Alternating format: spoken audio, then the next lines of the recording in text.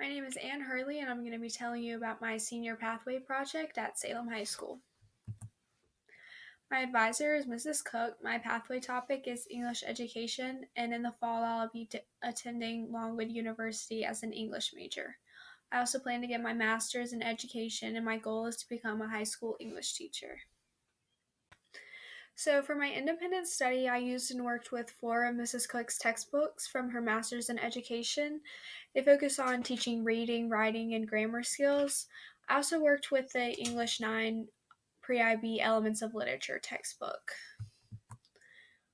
During my school day, I had a planning period with Mrs. Cook and 2 periods of her English 9 Pre-IB classes. Some of the main things I worked with were examples of notes and annotations, mastery-based grading, leadership in the classroom, and connecting with students. So this first picture on the left is just an example of class notes that I did when Miss Cook was teaching. I was just taking notes while she was talking along with the students, and I realized that a lot of ninth graders struggle with taking notes on their own without a PowerPoint to guide them. So I just wanted to give them a good example of what it looks like to take notes on class discussion. And then the third picture on the far right is an example of homework questions. It's similar to the class notes. I just wanted to show them how instead of just answering questions and getting an answer and moving on, you can still annotate your answers and add more to your answers to keep analyzing a text with your own work. And then the last picture in the center is an example of color marking, which is something we do a lot in IB English. When I was in ninth grade and I first learned color marking, I struggled with it because it was brand new to me, so I thought it would be helpful to show them how my color marking skills have improved over the years, and that as a senior, it's something that I still use. So one of the big things that I learned about in my pathway project was mastery-based grading, and Ms. Cook and I had a lot of conversations about how sometimes students focus too much on points instead of on learning. So we really felt like using letter grades was a more meaningful way of showing mastery rather than taking points off for certain things. Especially with writing assignments, we like to focus more on written feedback instead of points. And at the beginning of the year, we created these grading scales to help us with individual assignments as a guide for how we can grade based on mastery. And these are just a couple examples of rubrics I made for specific assignments.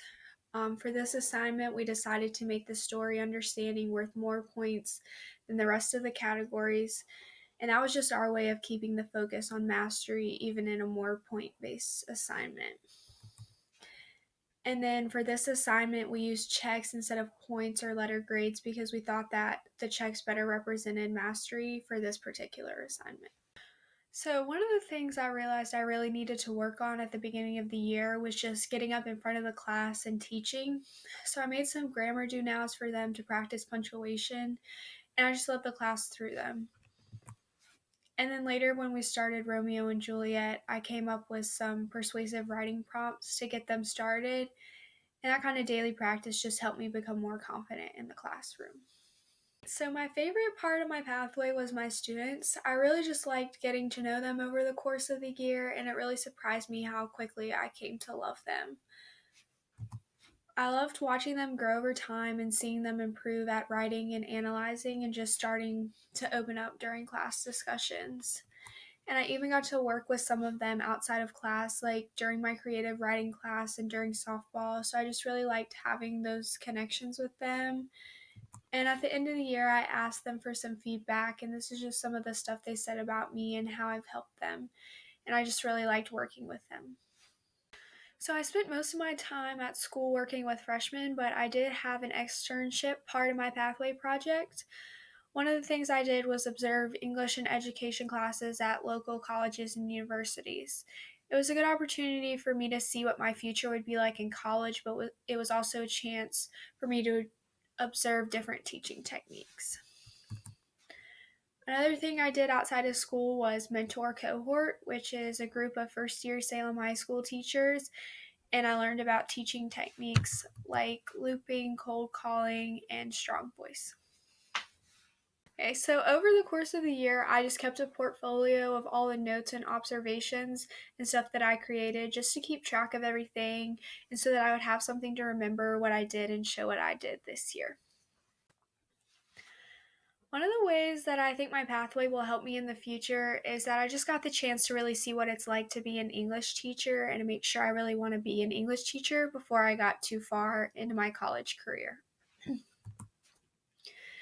And my advice for future pathway project students is that it's just hard starting something brand new and doing something that you've never done before and that you're not good at, but you should just accept that it's going to be uncomfortable at first and just realize your weaknesses and use them as a way to improve and just get better as you go. And I just wanted to say thank you to Mr. Habib for making it possible for seniors to explore their passions. And thank you to Ms. Cook for teaching me all of my freshman year and all of this year. And most of all, thank you to all the students that let me be a part of their lives and teach them this year.